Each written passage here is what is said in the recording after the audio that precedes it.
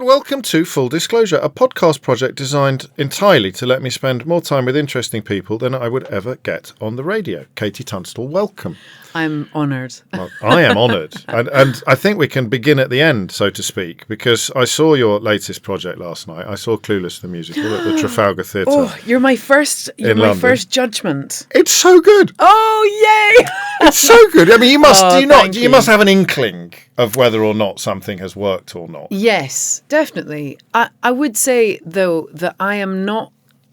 I've not been a kind of mad, avid musical goer. So I actually haven't seen that many. So I'm kind of flying by the seat of my pants a lot of the time with this. But I have a great mentor in Glenn Slater, who's doing the lyrics for it. He's very experienced. Who has got a pedigree in musicals as long as your arm. Yeah, absolutely.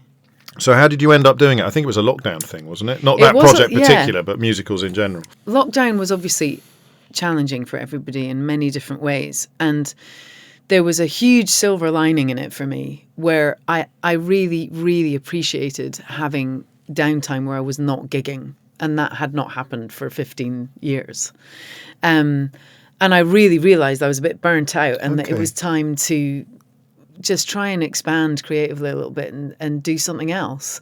And this had come up on a project I was doing with Craig Ferguson, brilliant late night show host, Scottish man, as we all know, comedian.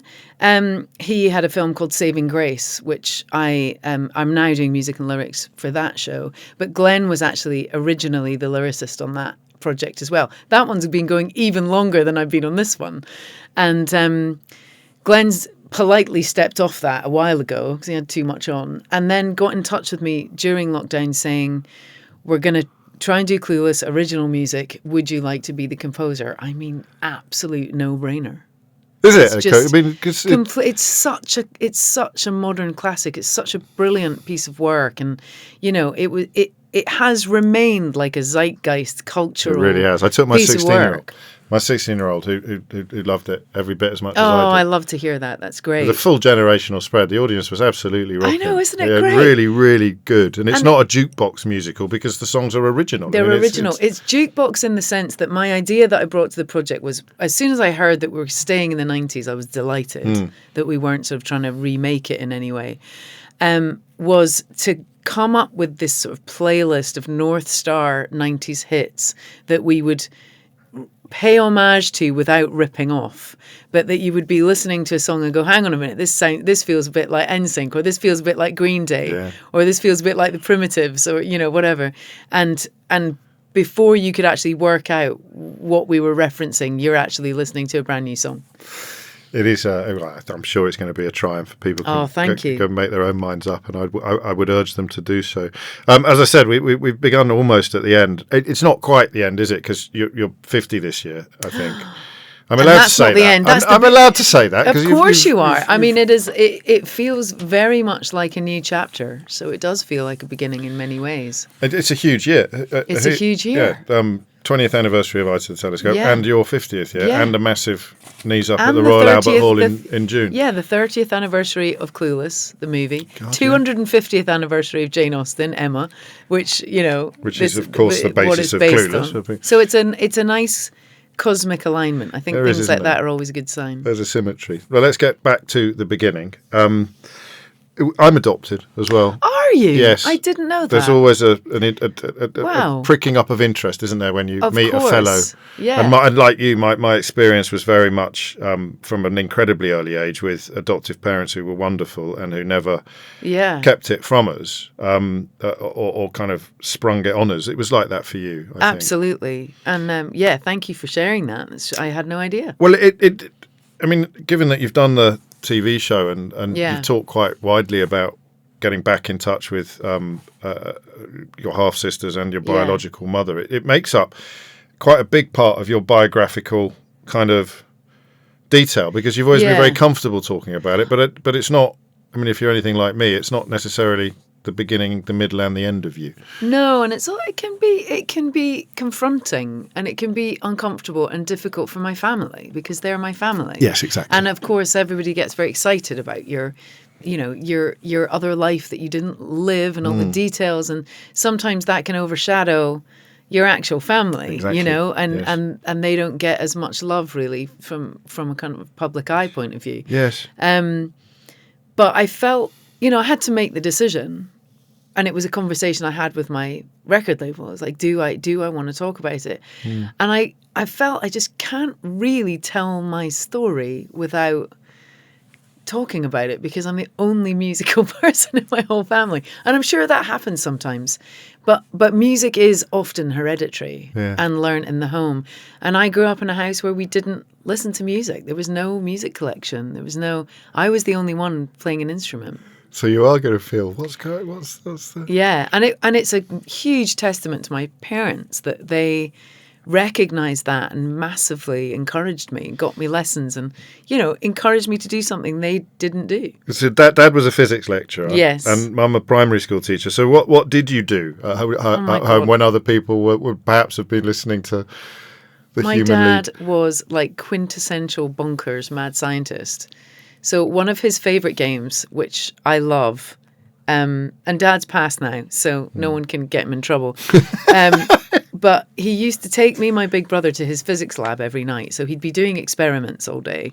He'd come home for dinner, take me and Joe, my big brother, into the lab.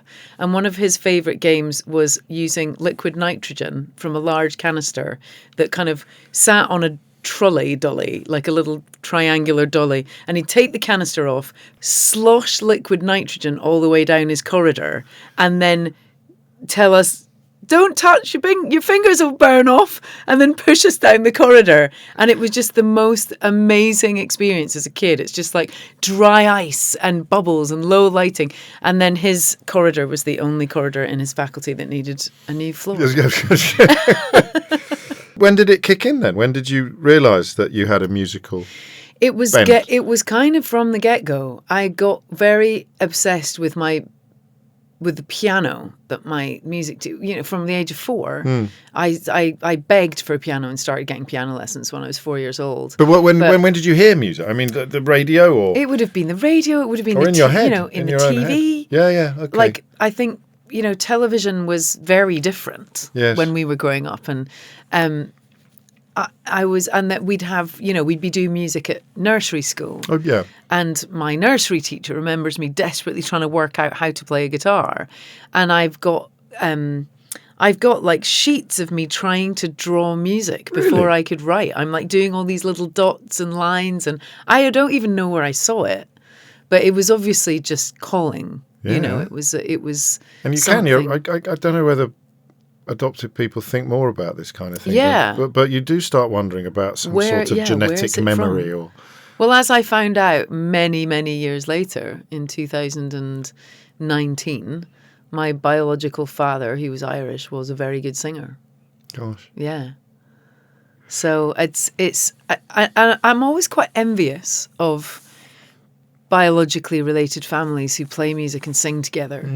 I think it's a really, really powerful, very ancient feeling harmony that family.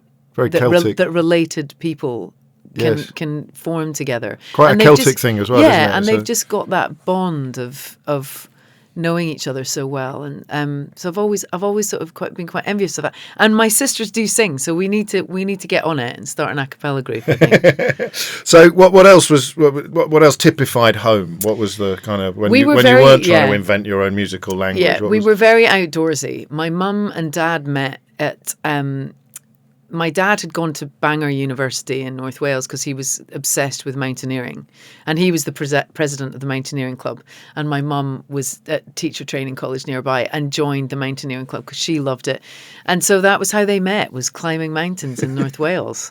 So as kids, I mean, never a hotel, never a restaurant. We were in the Volvo, like driving to the middle of nowhere in the rain, doing some 15-mile hike, eating a wet peanut butter and jam sandwich, and then coming home. But it was great, and we'd always camp. We always went camping as well. Which explains, presumably, why your dad, I mean, it's a very prestigious university anyway, but St Andrews couldn't be better placed for these expeditions. Yeah, it's a beautiful place. It's a beautiful place to grow up as well. It's a very sheltered, sweet town, and I had a really fun childhood. Childhood lasts a long time in St Andrews. Yes. I've got friends in North Berwick who say something similar. Actually, I don't. Why is that? Do you think just because you're? I don't. Probably different now with technology, but you are more immersed in nature. Yeah, so you stay stuck for longer. Both St Andrews and North Berwick are right on the coast, so I always thought when I moved to London, it was probably about 98 that I moved down to London, but I realised that my whole kind of worldview was often a reflection of very impressive nature. I was right next to the ocean. The beach in St Andrews is actually the beach that's in Chariots of Fire. It's the West Sands. It's this fantastic 2-mile long beach. There's 5 beaches in this little town that was like 11,000 people when I was growing up. A bit bigger now.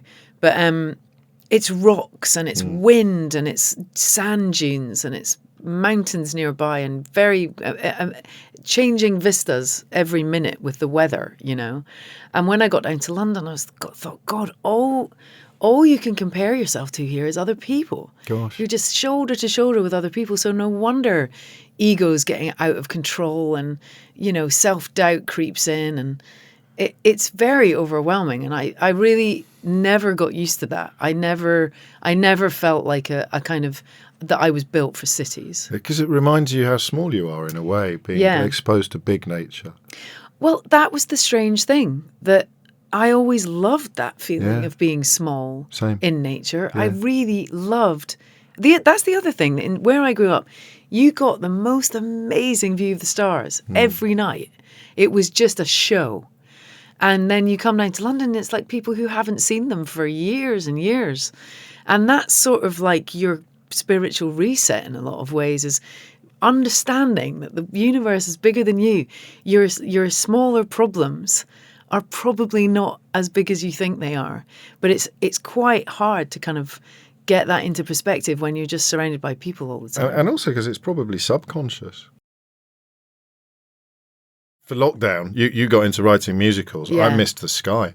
So I caught myself about halfway through, just these words, big sky, in my brain, and I couldn't work out why. We were spending a lot of time in Norfolk at the time, where the beaches are similarly ridiculous.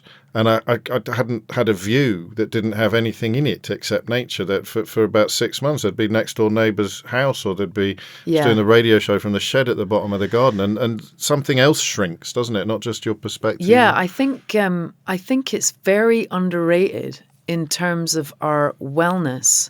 And talking of which, we might touch on it. I ended up losing my hearing a few years ago. And one of the things I remember reading about that pertains to that is a view of a horizon. Because I got very bad vertigo when I lost my hearing. And one of the things that I read about that was helpful is having a long-range view of the horizon to relate to. And then I did a bit more reading about it. And it has very powerful physiological effects, being able to see a horizon. It kind of defocuses your view for a start. You're looking further than you can actually see. But it kind of kicks in a sort of more philosophical state of mind if you can see into the distance. And a lot of people don't get that, you know, and it's something I think that we should try and prioritize a bit more, is just getting out there, getting a view. I love that. You're safe as well, because the bigger the view, the more your inner lizard knows that there's not a threat. I know, right? It's really funny that you say that, because I've got a little PTSD dog that I adopted during lockdown called Minnie, and she's a little miniature pinscher. And I took her to the beach. She's scared of everything and everyone. And I took her to the beach, and I've never seen joy explode, where she could see. And she could see nothing was coming at her. And she just went wild and was just running around. I was like, well, what a great metaphor, isn't it, for our state of mind, when you've got that freedom that you know you can move through the world without anything coming at you. It must have been kind of scary when you realised something was wrong with your hearing. I mean, it was for anyone, but especially for a musician. It was very sudden. I'd had a little bit of damage in my left ear where I couldn't hear very high-pitched things. Like I sometimes couldn't hear if the shower was on, that kind of thing. And I was struggling a little bit with people speaking on that side, and I had tinnitus at that point as well. And then I thought that was that, you know, a bit of damage, but obviously it was the beginning of it cracking up completely. And I was on tour in America, actually, and I woke up on the bus, took my earplug out, and no difference at all. I thought, oh, God, I just completely underwater. And yeah, I lost my hearing. It didn't come back overnight. Still have the tinnitus, which is annoying. That's really unfair. It's like, come on, man. Gonna take that away as soon as I can't hear. I really don't need that. But it was a very affirming experience where I think when you kind of get hit with a disability of any kind, the mental aspect of it is just as important, if not more important, of how you decide to react to it. And I got some advice from specialists at the time. They said, look, don't hide in your room to try and recover, because that's what your body will get used to. That will be your new normal. Yeah, okay. So you've got to push yourself to live the life that you want to live so that your body can kind of, acclimatize to this new way of being. And I was in New York recuperating, and it was November, and it had snowed, and I was in the noisiest city in the world with people yelling at each other, sort of slipping on the snow. And it was extremely unpleasant. Yeah. But I just forced myself. I had to, I remember having to have a nap every half hour. I was just exhausted. Sensory exhaustion. Sensory exhaustion. I was like a baby. I would just put my head down in a coffee shop and go to sleep. But I'm so glad I did it, because it was part of making a decision that this is not going to hold me back. I either push on or I give up. Yeah. I mean, there's no middle ground, really. And does it affect, how does it affect your relationship with music, if at all? It does affect it. I don't have stereo hearing anymore. No. I'm mono. The tinnitus is annoying because I can hear it all the time, but I have really learned to manage that. And for people listening who have tinnitus, they'll probably say, how do you do it? How do you manage it? Because it can really make you depressed and get you down. People are fascinated by it, aren't they? Yeah, I don't know why, but it's more interesting than a lot of other conditions. Yeah, well, it's neurological. That's the first thing that's weird. It's not your ear hearing. It's your brain filling in a gap where the hearing has been lost. I decided personally that this is the universe talking directly to my ear, telling me to look after myself, because I feel like it was the weakest part of my nervous system that gave up because I was just burning myself too hard, and that's what happened. And so whenever it's bothering me, I go, oh, it's cosmic message. Okay. Look after the rest of your body. Like a little alarm. And almost, the message I give to myself is, you're lucky it was just that. Yeah. Some people can't see. Some people can't hear at all. My little brother was born profoundly deaf, so I know what it's like to not have any hearing. It was very funny when I told Dan about it. I was like, God, I've lost hearing. And he just did this like tiny little violin thing, went, oh, poor you. And I was like, you're not a musician. You're a tennis coach. Yeah, but you could have chosen someone better to tell. Yeah, I know. It was fair. It was fair enough. Doors. I've seen him go through it with being completely deaf. But, I can, at the end of the day, I can do everything I ever did and everything I want to do. It's not holding me back, and I should. Well, clearly, because you're busier than ever. Yeah, doing lots and lots of different things. Yeah. Do you think there might be a psychological desire to prove to yourself that actually some of the things you've done that would perhaps you wouldn't have felt compelled to do if everything was just ticking along? It's a really good question. I think it ties into that wellness question, where rather than what I found, it's my age as well, but what I found is just I don't feel competitiveness anymore. And it's just such a beautiful It's so relief. liberating, isn't it? It's so liberating because I still clearly have ambition. Sure. There's things I really want to do, but I remember when I was up for the Mercury Award, and it was Anoni, who was Anthony Johnson's at the time, and they gave an amazing speech and said, this is ridiculous. This is like a competition between oranges and spoons, which was such a beautiful way of talking about that kind of healthy competition that you can have between musicians. Yes. I mean, you probably wouldn't have Pet Sounds and the White Album if the Beatles and the Beach Boys weren't kind of being pushing ambitious each other. and pushing each other. Yeah. But this feeling that you're in some sort of race and that you can't celebrate someone else because you think they're better than you or that they're not as good as you. I mean, all that is just rubbish. When did you notice that was diminished?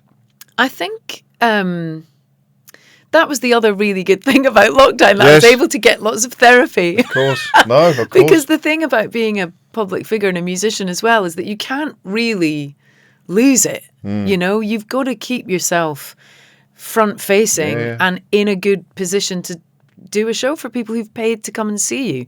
They don't want to come and see you having a really bad Wednesday. No. And so there was a lot of deeper stuff that I hadn't really tackled, just in general. Of course. And that was great because it just meant I could absolutely lose it and cry my eyes out for a week straight and not worry about it. And that was really helpful to be able to sort of become vulnerable for an extended period of time. And that was when, and I'd already, gone dealing with some of the fallout from losing my hearing at that time as well, but going through lots of adoption stuff that I'd never really dived into, realizing that a lot of my inexplicable rage was coming from places I didn't realize. And so that I think all led towards it. And my hearing losing my hearing was really helpful in terms of tackling stuff that was holding me back. Right. Yes, forcing you to focus. Yeah, forcing me to. And I'm quite spiritual in that way that I think I've noticed. Things happen for. You can view things as happening for a reason. Yes, of course. And I find that living that way is really enjoyable and helpful. Yeah. My therapist refused to believe that I hadn't been more profoundly affected by adoption. And then in the end did believe me because there was so much else going on. I was beaten as a kid by teachers and stuff like that, and that's where my rage had come from. But it's all about talking to the little version of you. Did you Absolutely. You did a lot of that. Absolutely. I love it. Me too. I think about that all the time now. I recently played a show in the Byre Theatre in St Andrews, which is the first place I ever went on stage when I was 7 years old, and I'd never been on the stage since. And I just felt this little version of me following me around the theatre. I knew all the backstage, and this was the first time I went on stage, enjoyed myself, and saw that the audience enjoyed me enjoying myself. And that's it. That's why I do what I do. That's it. I learned it at 7 years old. That's the only reason, is that there is communal enjoyment. There's communal joy in performance. And I just could see this little person, this little crazy, isn't it? Thing following me around. It was amazing. And you think, what would have happened if I'd known this all along? Yeah. But then you'd have been far too well adjusted to have become successful. I know. What's that saying? The saying is, when you meet a happy person, you think, what a boring childhood they must have had. It's funny because it's true. Yeah. Isn't it? Yeah. Well, back to childhood. And again, I think as a fellow adoptee, I'd probably understand this implicitly more than other interviewers might, because you can have had a beautiful childhood with wonderful parents, but you are carrying stuff that you didn't know you were carrying. And I mean, you mentioned Dan, because he was the biological child of mum and dad. And it came along after you. Yeah. Your older brother was adopted from a different biological background. Yeah. So that's, I've always... Mum was told she couldn't have kids, and then she did. And that must have had a bigger impact than perhaps you realised at the time, because it makes you question some of the things that mum and dad have told you about who you are and why you're there. Yeah, I mean, I never questioned mum and dad, and they were always very open. They were very open with us from before we could even remember. And Dan was a surprise. And it was this very interesting kind of levelling when he was born, because he was born deaf. And that's basically much harder than being adopted. God, that's, Yeah. So all eyes were on Dan to make sure that he was okay. And there's a great poet, Scottish poet, Jackie Kay, and she is adopted and wrote about adoption. And when I met her, she said, there's a line I wrote and said, there's always a windy place. And that was just such a beautiful way of putting it, that you can't, there's no point in fighting that. It's just going to be in your DNA and your makeup that you are going to feel abandoned at points in your life, even if it was, it was for your best interests. And it's actually much more interesting to be curious about it and to learn what that's done to you and for you than try and pretend it isn't there. And to commune with that little person as well, Yeah, which is one of the loveliest things you can do. I think also sort of getting, with the album turning 20, it's so strange having grown-ups coming up to me saying, I've listened to your music my whole life. And I think one of the things that's beautiful from what you were talking about is really being the adult that you wish, being the big sister or brother that you wish that you had, giving you advice, the older person making you feel better about the things that you were worried about when you were young that you maybe didn't tell anyone about, Yeah. And so to be that for other people is really beautiful.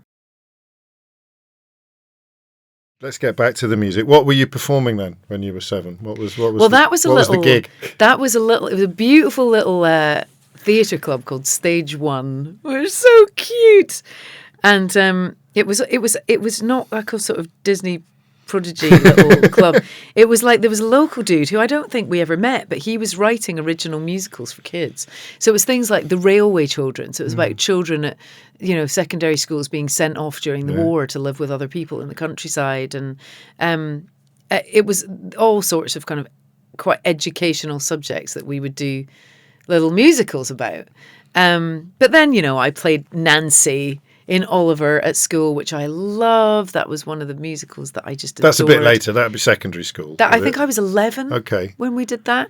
But I was Nancy, and they were trying to sort of get me to push the shoulder of my dress off, and I started crying. I was such a tomboy. And I was like, absolutely no chance. What else were you like? I mean, what was school like? Were you academic? I wasn't very academic. No. I was always into arts. I was good at English. I was never particularly gifted at maths or sciences or things like that. Which your dad must have found slightly mildly disappointing. My dad said one of his greatest achievements in life was getting my GCSE maths. Yeah. And he took the credit, did he? Yeah, and he had to put in a lot of extra hours for that to happen. We live our lives, don't we, fascinated by the tension between nature and nurture. People like us, in a way that other people don't understand. It's absolutely fascinating, and I'm quite a feral person. I always proud of myself when I look respectable and manage to get somewhere on time and do what I'm meant to do. And I just always knew there was no chance I was ever going to be able to work for someone else. Right. It was never an option. But did you enjoy school? I mean, albeit that it was regimented, you could cope with that level of authority. Yeah, I did. I left early. Right. But I got into trouble here and there, but I was basically a pretty good student and I had a good laugh. Not fantastic at focusing and things, but I did fine. And when did you start framing even the fantasy or the dream that music could also be a job? So it hit in hard at 15. Right. I was hell-bent on being an actress. I loved being on stage. And as time went on, my zenith moment as an actress, I played Anne Frank in The Diary of Anne Frank, which was amazing. It was I had to learn pages and pages of Anne Frank's diary by heart, and it was a really brilliant experience. And then I did what's called Scottish Youth Theatre up in Scotland, and I ended up playing the part of Puck in A Midsummer Night's Dream, and went down to Stratford upon Avon to work with the Royal Shakespeare Company for a summer. And by that time, I'd picked up guitar, and I was like, hang on a minute. I don't want to be saying someone else's lines, and I do not want someone telling me what to do. And so the obvious adjacent art was to be a musician. And I'd met a bunch of really cool local musicians in St Andrews, King Creosote being the lead rebel in that rabble. Had you done much writing of your own before that? Had you got something to set against saying other people's words, confidence that yours would be interesting enough? Yeah, it's a very good question. There was a lot of bravado involved. And I was always I grew up loving Roald Dahl, loving Dr. Seuss, loving Sesame Street, Muppet Show. I think the songwriting on those shows is fantastic. Yeah. But particularly reading Roald Dahl and Dr. Seuss, this was like perfect rhythmic rhyming storytelling. And I was very addicted to that perfection of rhythm. And I would get very annoyed, even when I was young, if people were singing songs and they were singing them wrong. I would sort of go around correcting people, and I didn't like it if you got a birthday card with a rhyme in it. I didn't like it if it had an extra syllable that shouldn't be there. Okay. So that was always, the rhythm was really getting to me, and I was getting very excited by it. And at 15, I'd, classical piano trained, not very good, not very diligent. And also not very inspired. So it wasn't something No, that... I was, again, that's interesting.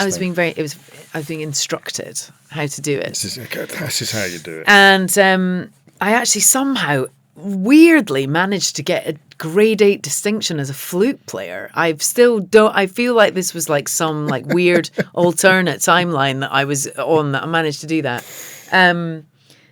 But then picked up the guitar at 15. Never had any lessons. It was a really cool teacher at my school called Tim, who's the guitar teacher. I think he recognised that he should just let me borrow a guitar and not force me into lessons. Yeah. And I'd sung during my theatre days, but I'd never had any singing lessons. So guitar instantly became like an extra limb. It just felt like my instrument. I taught myself from a little busking book and started writing songs and singing. And so it was really great that I got that musical theory background, which is massively helpful for what I'm doing now. So I can read score, I can write an arrangement for strings or horns or choir or whatever. But I never had any lessons on guitar and vocals. And so it's entirely undiluted how I play those instruments. And it's very funny we're doing some anniversary shows for the album. I was up in Glasgow at the end of January doing a couple with my friend Roddy Hart, who's got a band, and they learnt their album. And I was like, I don't know what half the chords are. I've just literally made them up. I really don't know what chords I'm playing a lot of the time. And so someone would go, oh, you're a great guitarist. I'm like, well, yeah, just don't ask me to write it down for you, because I don't actually know what I'm doing. Well, speaking of that, the end of the words play, I know you didn't do the lyrics on Clueless, but some of that wordplay is absolutely magnificent. Well, listen, Glenn Slater is a genius. Yeah. He's just a genius and has won Tony Awards for it. He did School of Rock and Sister Act and many, many, many other projects. But Glenn, because Glenn brought me in after working together on the previous project, he basically mentored me for about 3 weeks on that project before he moved on. But it was absolutely invaluable masterclass training from a musical theatre genius. But I said to him the other day, I said, Glenn, you are amazing. You've told the story of this show in all the lyrics, and they're so clever. Yeah. And he is another perfectionist, so he will not let it go. So to the syllable. I mean, bits of it. Syllable. And he'll sometimes say to me, you're missing internal rhymes in the melody. Yeah. You need to bring out this, this, and this. And I'll be like, oh my God, it all rhymes there as well as the rhyming lines. Exactly that. And he, the thing that's almost most amazing about Glenn is that he can write like incredible solo songs sung by a 16-year-old girl. Yeah. I'm like, how do you know? He really is brilliant. It's just an absolute honour working with him. I know you're going from here to rehearsals. Are you drilling the cast personally at the moment? Drilling the cast, drilling the band. Because the tightness, and this is early days. I've seen a preview. Yeah. By the time people listen to this, you had the press night, you'd moved on. But the tightness of it is incredible. You know, there's a onus on me in that they've asked me as an artist to come in and write this. There's plenty of West End composers that they could have asked, and they've asked someone who writes pop and rock music to come and write the score for this show. And so I'm diligently fighting back on any moment of the show that is feeling like it's phoned in. Yeah. And I was never a huge fan of musicals growing up because I just found them really cheesy.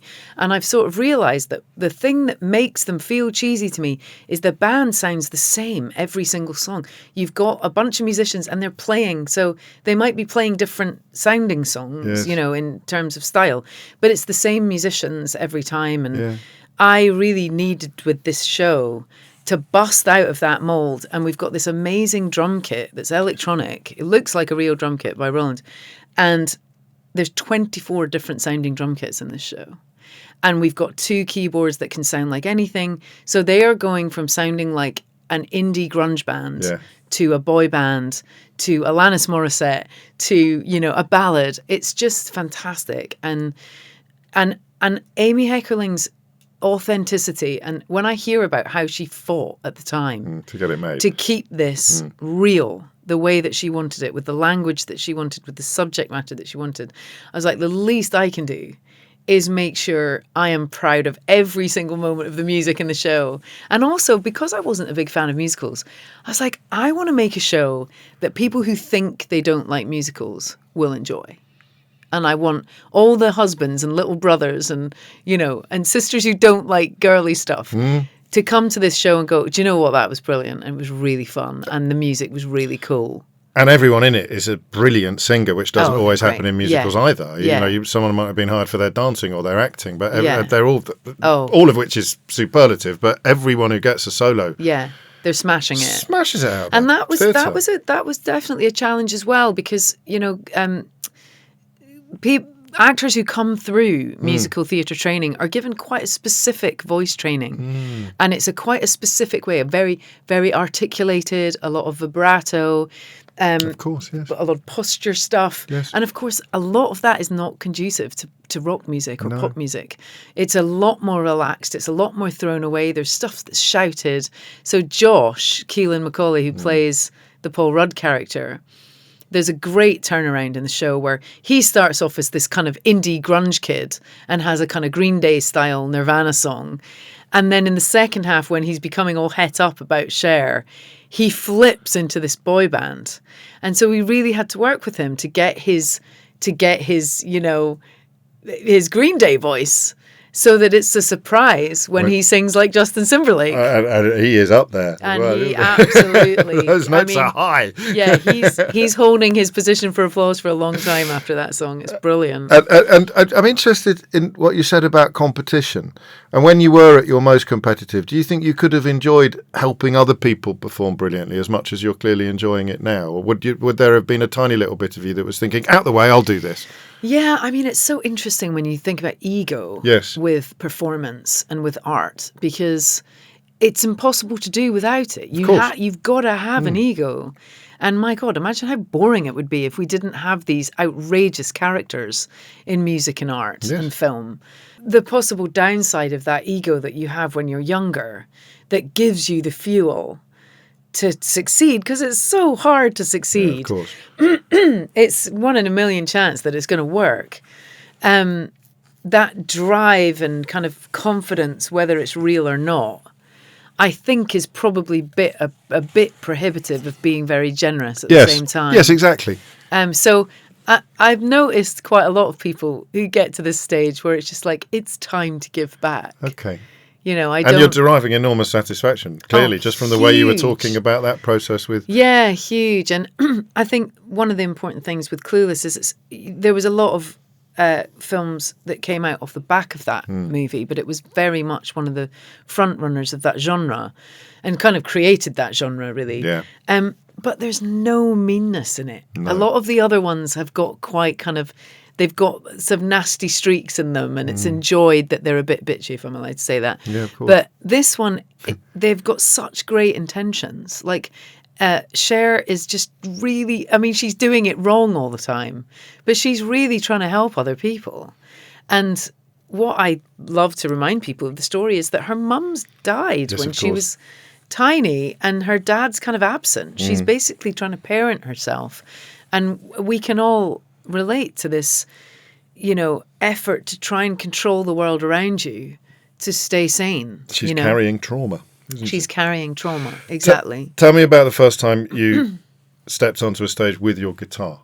Oh, gosh, that's a good question. I don't know. I remember the first time I played a song for people, and it was the end of my Scottish Youth Theatre summer when I was 15, and everybody was meant to do a sketch, and I just didn't want to do one. I wanted to play a song.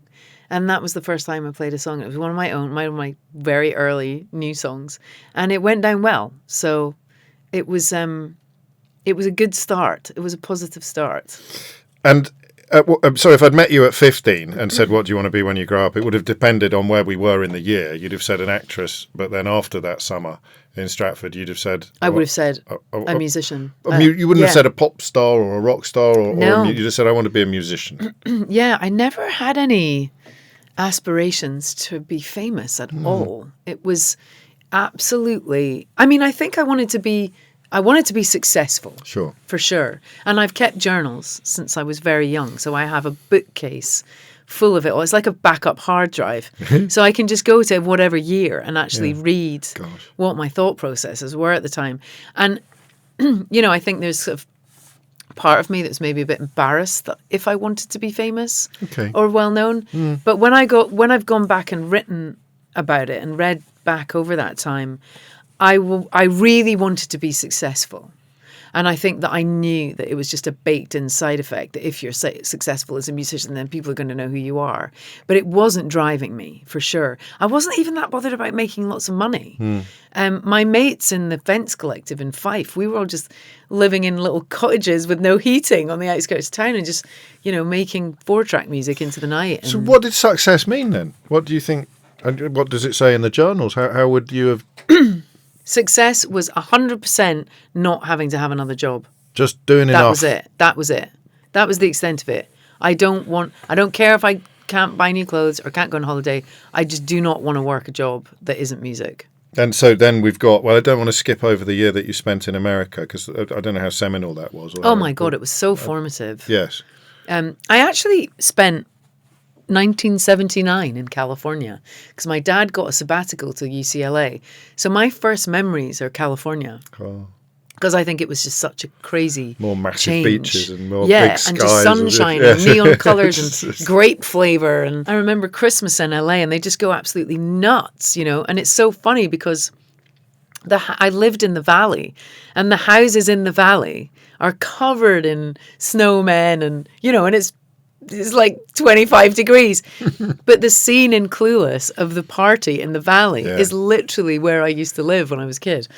The Val. But the Val. But I always had a yearning to get back to America. I loved the music. I loved the people. I loved the landscape. And people were very into live music in a very uninhibited way over there. And so I managed to get a scholarship when I was 17 to Kent School, where apparently Ted Danson went to school. And it was this very posh boarding school.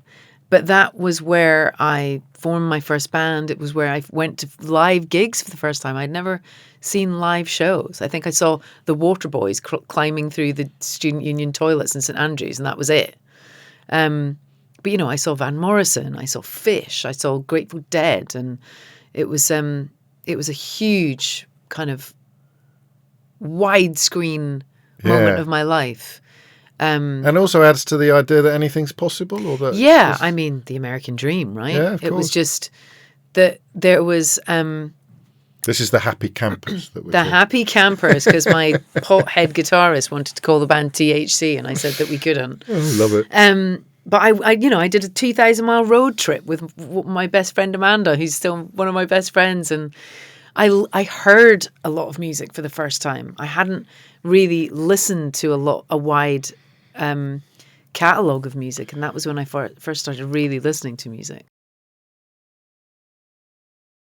So there's almost a decade and a half now between this period, this formative period, and I think it's easier to understand now that you've told us that the real goal ultimately was just to be able to do this and not have to do something else. But it's at the end of the 15 years that you become an overnight success. I know. I always think as a 15-year-old, if someone had stepped into my life and said, it's going to take you another 15 years, it's going to take your life again before it actually happens, I definitely still would have done it, but I would have been quite surprised, I think. But yeah, my entire 20s, I mean, my parents were just losing their hair. They were so worried about me. Yeah. I'd got a good education. I was bright. I was, and there was just absolutely no plan B. I was completely adamant. And I didn't get my record deal until I was 29. What were you doing? So, you were doing a lot of performing. I was basically doing a little bit of odd jobs here and there. You'd moved to London, I think. I didn't move to London till I got my publishing deal. Okay. So I was in Scotland most of my 20s. So mum and dad are just worried. They just want you to be secure. They're so worried. And also I was hanging out with these crazy feral musicians in Fife and loving a life of no responsibilities, quite frankly. Yes, of course. And playing festivals and going busking and going on tour and getting gigs. But I was still very driven to try and get somewhere with the music. So I was saving up money from busking and little sideshows to go down to London once a month. And during the rehearsals for Clueless at Regent's Park Open Air Theatre, I would walk past the old pub on Marylebone High Street, which used to be called the Rising Sun. And that's where I used to get a job, a kind of gig, where the events manager at the pub, the manager of the pub was my friend's brother, and he would give us his whole month's music budget because he loved my band. And I would go around the corner to the Cashmere Club, which was quite a well-known kind of singer-songwriter haunt, and that's actually where I ended up getting signed. The longer it goes on, the more convinced you have to be that you're a bit special, that you're a bit cut above. There's different ways of looking at this. Yeah. the older I said you I was get, going to choose my words carefully. The older that you get, thinking that it's still actually going to happen. Yes, exactly. It can look like madness from the outside, no doubt about it. I was very lucky that I looked young. Oh, of course. I mean, because I was... It's back to playing puck. Yeah, I was 30 on Jools Holland, and people thought I was 21. And I was never compelled to sort of lie about my age because I was very proud of it. And I think that the experience that you gain over that time is really important and part of your story as a songwriter. So I don't want to hide that in any way. But I always had this visual in my mind where I was always a bit of a vicarious mountain climber through mum and dad. I'd never got into it, but I loved the culture around mountaineering. And there's a lot of metaphors as well, isn't there? There's tons of metaphor, and it's just such a crazy thing to want to do, which is the metaphor for wanting to be a musician. And I always imagine myself, and from all these hikes that I would do with my parents when I was younger, of hiking along this vertiginous single-person path along the edge of a mountain, the top ridge of a mountain, and you could fall off either side. And as I'm getting older, these young, sprightly mountaineers are coming up to the path each side of me and trying to take my place. And I would always say to myself, yeah, they might have the energy, but I've got the experience, and I've been up here a long time now, and I know what the dangers are, and I know what to look out for, and I know the direction I'm going in. Okay. And so I've got the experience up here, and they haven't.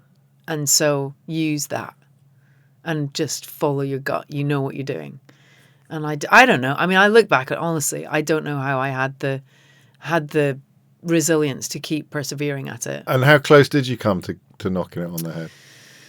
Weirdly, the time I remember nearly wanting to knock it on the head was when I did move to London. Right. And I got my publishing deal first as a writer under the very good advice of a mentor, Bobby Heatley from Edinburgh, who'd said, get signed as a writer first because the record business is brutal. And I did that, and it was good advice. But I remember I'd moved to Harlesden and I couldn't get a record deal. So I had my publishing deal. I desperately wanted to put a record out, and I couldn't get a record company interested. And I remember walking home from Willesden Junction, and I walked past the garden centre, and I just thought, I think I might just want to get a job at the garden centre. Horticulturalist. Yeah, and just do landscaping or something. Yeah. Like, do I really want to do this? And I've certainly had that thought several times over the last 20 years, for sure. Wow. Except now you're doing it from the luxury of having cracked it and thinking maybe I'll do something else as opposed to... Believe me, James, it still happens. I still just go, God, this is brutal. And it's, it's never... The problem with being ambitious is that you live life ambitiously. There's an amazing Oscar Wilde quote, I think it is, that just says... It says something like it's extremely boring to live within your means. Yeah. And so I'm always doing things that are putting me in financial jeopardy. I'm making decisions. I want to make this album. I want to work with this person. I want to put this musical on, which means I'm going to be in London for 3 months and I can't work for three, I can't do gigs for 3 months. So I found myself constantly pushing the boundary of comfort. Right. Even though the idea of actually staying in my nice house and not doing much is great, it rarely happens. So let's see if that does actually ever happen. I want to learn how to do ceramics. I want a pottery teacher. You're still young. Like, when am I going to have there's the time? There's bags of time. The next gig, we should say, if I haven't already, is at the Albert Hall on June the 23rd, which is my 50th birthday. Which is going to be quite the night. It's going to be quite a party. When you got the record deal, and they didn't give you millions of pounds to make the record. 23 grand for 5 albums. Yeah, was my deal. Good Lord, I didn't know that. Yeah, it's a miracle you got any made, isn't it? I know. It was a bit of a nail biter because I couldn't get a deal, and Relentless Records had heard me a year before, and they'd said, "Look, this is what we can afford. We love you. Tell us when you're ready. We're going to be here, regardless of what goes on." And in the end, I was like, "Do you know what? They've been there for a year waiting for me. They love what I do. This is it." And this was the final roll of the dice, really. Absolutely. You've got, obviously, a lifetime. If you start from 15, you've got a lifetime of material to choose from. You start putting the album together. Eye to the Telescope. How important, you alluded to it briefly, how important was that Jools Holland appearance? It was everything. That changed everything, did it? Yeah, and I don't have any qualms with someone calling it an overnight success, despite all of that time before, because that's literally what happened. It shot me out of a human cannon. Yeah. And why do you think? You must have given it some thought. What do you think happened? What planets aligned that night? I think I was blissfully unaware of how impactful it would be having people see what I did, not just hear the song. And I'd been using this loop pedal. I'd come up with the loop pedal idea with a friend of mine who was a sound engineer. And I was saying, I'm so bored of playing these open mic nights on my own. I feel like Phoebe from Friends singing Smelly Cat. It's so depressing. And I need the rhythm in my music. And he had this little pedal and we mucked about with it. And I had seen people do like loop guitars and maybe loop some vocals. But my eureka moment was, I was like, surely if I just whack my guitar, it should sound like a drum kit. And I did it and it sounded terrible. And so me and Mosh, my friend, sort of did a little EQing and used some gadgets and finally got it sounding like a drum beat. And I'd never seen anyone do that before. So that was really exciting, pioneering something. And it's just one of those magic moments where you're the person who took that to the masses, and then it was just this crazy situation of a 24 hours notice to go on the show because Nas the rapper had pulled out. And did I want to go on? I was like, yes, of course. Black Horse wasn't on the record. No. It was in the bag, I thought, for record 2, and my label boss said you should definitely play that Woohoo Weird Horse song. And I was like, are you sure? We haven't recorded it and it's not on the record. He's like, trust me, just play it. And then I'm on with The Cure, Anita Baker, Jackson Browne, and I win the viewers poll for the night. And I was running my own website at the time and getting like 5 emails a day. And I woke up to like 1,000 emails from like amazing emails from like old punks. Yeah. Going, all my punk mates would be really embarrassed, would take the mick out of me for emailing you, but I love what you did. Gosh. And so I think probably seeing a girl with some tech was unusual. Hearing that tech was extremely fresh and people hadn't in general really ever seen that before. Me not really thinking it was a big deal because I'd been playing it in coffee shops and no one really... So you've got that, the thing you couldn't do. I was pretty relaxed about it and wasn't like, completely guess what I've got. Casualness. Yeah, and I was very sweet. I was really still an 18-year-old when I was 29. I was very young at heart and hadn't lived a life of responsibilities. I'd just been a kind of troubadour trying to get somewhere. So I was sort of giving off a very naive energy doing it. And I think just the package of that was just a winner to get people's attention. And YouTube had just it was really the advent of YouTube. And so it was one of the first viral videos as well, because it hadn't really been happening that much. And the utter authenticity as well. We're nearly done. After you got shot out of that cannon, when did your feet first touch the ground subsequently? I honestly would say 2012. Seriously, when my dad died. Oh, God. And I just, there was a very strange feeling of being disconnected from what had always been a very natural connection to whatever universe source, whatever you want to call it. I'd become very preoccupied with career. Right. And identity as KT Tunstall, the musician. And Dad passed. I realised I'd married the wrong person. And I just thought, oh my God, I just don't know who I am without this extraneous life. With this outside world has become everything that I am. And I was thinking to myself, what happens if I can't play guitar and I can't sing? I don't actually know who I am anymore. And it just prompted a massive reset. And that was when I basically sold everything I owned, got divorced, moved to America, and sort of rebuilt, really. And it was a extraordinary and profound time in my life. And it really felt like a crossroads where I could have just band-aided everything and carried on and ended up probably a bit bitter and, not very happy.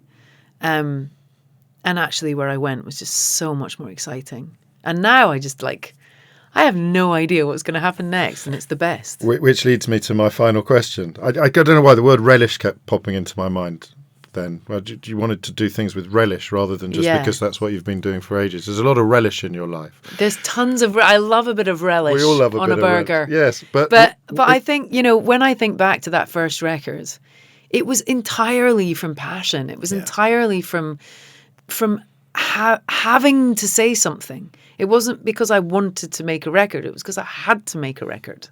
And I would say that to any young person making music. What do you have to make? What do you have to say? Don't say it because you think it's cool or because you think it's fashionable. What do you need to say? Because that's your legacy in this physical world, is what are you leaving? Leave something really as meaningful as possible. And I loved what Patti Smith said about music as well, which even if you're writing something negative, it can have a positive force. And sad songs are amazing magic. It's the ultimate turning turds into gold, rolling it in glitter, that you can take the worst situation and turn it into something that's so powerful and helpful for other people, not just you.